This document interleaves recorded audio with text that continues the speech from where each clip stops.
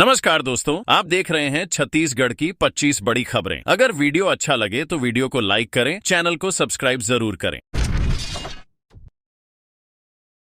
गन्ना किसानों को 44.99 करोड़ रुपए का भुगतान। छत्तीसगढ़ के भोरमदेव सहकारी शक्कर कारखाने ने 2024-25 पेराई सत्र के दौरान गन्ना किसानों को 44.99 करोड़ रुपए का भुगतान किया है। कारखाने ने अब तक 2.72 लाख मीट्रिक टन गन्ने की पेराई कर 2.48 लाख क्विंटल शक्कर का उत्पादन किया है। किसानों से परिपक्व और साफ गन्ने की आपूर्ति करने की अपील की गई है ताकि शक्कर की रिकवरी दर में सुधार हो सके। अब तक किसानों को कुल 1210 करोड़ रुपए का भुगतान किया जा चुका है, जिससे उनकी आर्थिक स्थिति बेहतर हुई है। समय पर भुगतान से किसानों का भरोसा भी बढ़ा है।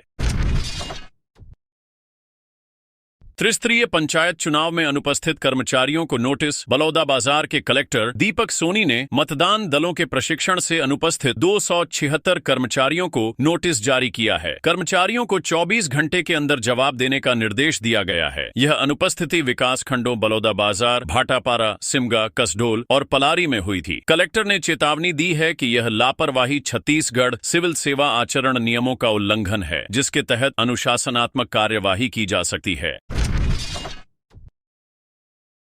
छत्तीसगढ़ निकाय चुनाव में बीजेपी को बड़ी जीत। छत्तीसगढ़ में निकाय चुनाव में भाजपा ने अभूतपूर्व जीत हासिल की। 10 में से 10 नगर निगम, 49 में से 35 नगर पालिका और 114 में से 81 नगर पंचायत सीटों पर भाजपा विजयी रही। बीजेपी की इस जीत का श्रेय भ्रष्टाचार विरोधी प्रचार, पीएम मोदी की गारंटी, अटल विश्वास पत्र के वादों और आरक्षण के मुद्दे को सही तरीके से संभालने को दिया जा रहा है।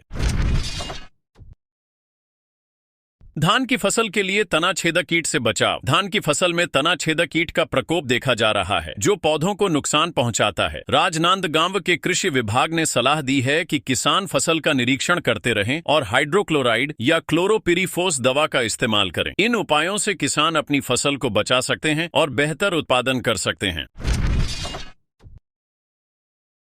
कोरबा निकाय चुनाव में टाई के बाद पर्ची से हुआ फैसला। कोरबा नगर निकाय चुनाव में वार्ड नंबर 15 कुदरीपारा में दोनों प्रत्याशियों को बराबर 258 वोट मिले। टाई होने के कारण पर्ची निकालने का तरीका अपनाया गया। पर्ची में मधुसूदन दास का नाम निकला, जिससे वे विजयी घोषित हुए। इस अप्रत्याशित फैसले से समर्थकों में खुशी की लहर दौड़ गई, जबकि विरोधी निराश हो गए। यह घटना लोकतंत्र में हर एक वोट के महत्व को दर्शाती है। पोलिंग बूथ विस्थापन पर ग्रामीणों का विरोध। धोतीमटोला पंचायत में पोलिंग बूथ को दूसरे गांव दारूटोला में स्थानांतरित करने पर ग्रामीणों ने मतदान दल को रोक दिया। स्थिति तनावपूर्ण होने के कारण भारी पुलिस बल तैनात किया गया है। जिला प्रशासन के अधिकारी मौके पर पहुंचकर ग्रामीणों को समझाने की कोशिश कर रहे हैं, लेकिन अब तक कोई समाधान नहीं निकला है। महापौर अध्यक्ष चुनाव में भाजपा की बड़ी जीत। छत्तीसगढ़ में महापौर अध्यक्ष पद के चुनाव में भाजपा ने 56.4 वोटों के साथ जीत हासिल की, जबकि कांग्रेस को 31.25 वोट मिले। इस बार चुनाव प्रत्यक्ष प्रणाली से हुए, जिसमें भाजपा ने सभी 10 नगर निगमों में महापौर पद पर कब्जा किया। भाजपा के उम्मीदवारों की इस जीत को कांग्रेस के गढ़ ढहने के रूप में देखा जा रहा है। चुनाव ड्यूटी से गायब पटवारी निलंबित। बिलासपुर के सरकंडा क्षेत्र में एक पटवारी को चुनाव ड्यूटी से गायब रहने पर एसडीएम पीयूष तिवारी ने निलंबित कर दिया है। पटवारी मतगणना स्थल पर समय पर नहीं पहुंचे और अनुपस्थिति की सूचना भी नहीं दी। इस लापरवाही के कारण चुनाव प्रक्रिया प्रभावित हुई, जिसके चलते उन्हें निलंबित कर बिलासपुर तहसील में स्थानांतरित किया गया है। महिला ने जमकर बरसाए चप्पल, फिर कॉलर पकड़कर ले गई एसपी ऑफिस। मध्य प्रदेश के बैतूल में भीमसेना के प्रदेश प्रभारी पंकज अतुलकर पर एक महिला ने चप्पल से पिटाई की और उसकी कॉलर पकड़कर एएसपी कार्यालय ले गई। घटना का वीडियो सोशल मीडिया पर वायरल हो गया है। पंकज का कहना है कि महिला भूमाफिया परिवार से जुड़ी है, जो जमीन पर कब्जा करने की कोशिश कर रहे थे। महिला की ओर से शिकायत दर्ज की गई है और पुलिस मामले की जांच कर रही है। पंकज का विवादित इतिहास। पंकज पहले भी विवादों में रहा है। 2024 में उसने पूर्व सीजेआई डीवाई चंद्रचूड़ को धमकी दी थी, जिसके कारण उसे जेल जाना पड़ा था।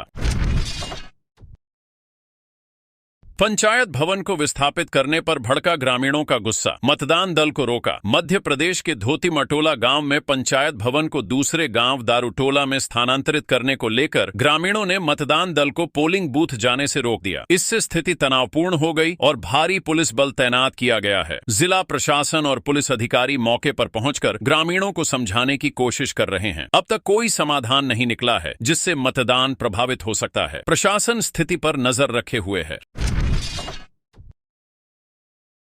राजधानी के पास धर्मांतरण पर मचा बवाल, बजरंग दल ने बंद कराई प्रार्थना सभा। रायपुर के अमलेश्वर में एक प्रार्थना सभा को धर्मांतरण का शक होने पर बजरंग दल के कार्यकर्ताओं ने बंद करा दिया। यह घटना शीतला मंदिर वार्ड में विनय साहू के घर में हुई, जहां कुछ लोग प्रार्थना कर रहे थे। 1 साल पहले भी इसी मुद्दे पर विवाद हो चुका है। विरोध के बीच अमलेश्वर थाना पुलिस भी मौके पर मौजूद थी।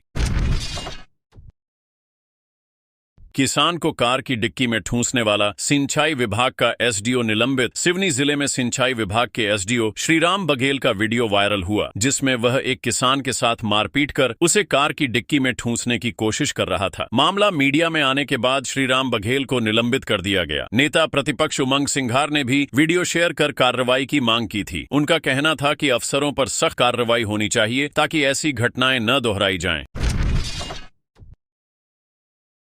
मंत्री राकेश सिंह का भाषण और लोगों का कार्यक्रम छोड़ना। मंच पर भाषण देते हुए लोग क्यों भागे? पीडब्ल्यूडी मंत्री राकेश सिंह कैलोद गांव पहुंचे और विकास कार्यों का भूमि पूजन किया। उनका कार्यक्रम दोपहर 2:30 बजे होना था, लेकिन वे शाम 6 बजे पहुंचे। भाषण के दौरान महिलाएं पास बन रहे भोजन के लिए कुर्सियां छोड़कर चली गईं, जिससे एक ओर की कुर्सियां खाली हो गईं। मंत्री ने ठेकेदारों को काम में गुणवत्ता बनाए रखने की सख्त हिदायत दी और कहा कि खराब काम करने वालों को ब्लैकलिस्ट किया जाएगा। उन्होंने 83 करोड़ की लागत से 32 किलोमीटर सड़क बनाने की भी घोषणा की। विदेश जाने का लालच छोड़ें, सीएम भगवंत मान का युवाओं से आग्रह। पंजाब के मुख्यमंत्री भगवंत मान ने युवाओं से विदेश जाने का लालच छोड़ने की अपील की। उन्होंने कहा कि पंजाब में भी रोजगार और विकास की अच्छी संभावनाएं हैं। हाल ही में अमेरिका से लौटे 112 भारतीयों में से 31 पंजाब के हैं। उन्होंने बताया कि उनकी सरकार ने पिछले 3 वर्षों में 50,000 नौकरियां दी हैं और आगे भी नौकरियां मिलेंगी। पंजाब जल्द ही ऐसा राज्य बनेगा जहां लड़कियां फायर ब्रिगेड में काम करेंगी। विकलांग युवक युवतियों का सामूहिक विवाह समारोह छत्तीसगढ़ के मुख्यमंत्री विष्णुदेव साय ने बैरन बाजार के आशीर्वाद भवन में आयोजित विकलांग सामूहिक विवाह समारोह में भाग लिया। 31 जोड़ों को विवाह के बाद आशीर्वाद और शुभकामनाएं दी गईं। मुख्यमंत्री ने कहा कि पहले बेटियों की शादी करना बहुत कठिन था, लेकिन सामूहिक विवाह योजना से यह आसान हुआ है। योजना के तहत विवाह सहायता राशि 5,000 से बढ़ाकर 50,000 रुपये कर दी गई है। मुख्यमंत्री ने निःशुल्क शल्य चिकित्सा शिविर को लेकर भी मदद का आश्वासन दिया। तो दोस्तों, अगर आपको अपडेट अच्छी लगी है तो वीडियो को एक छोटा सा लाइक करके कमेंट में अपने जिले का नाम जरूर बताएं और अपने छत्तीसगढ़ न्यूज चैनल को जरूर सब्सक्राइब करें।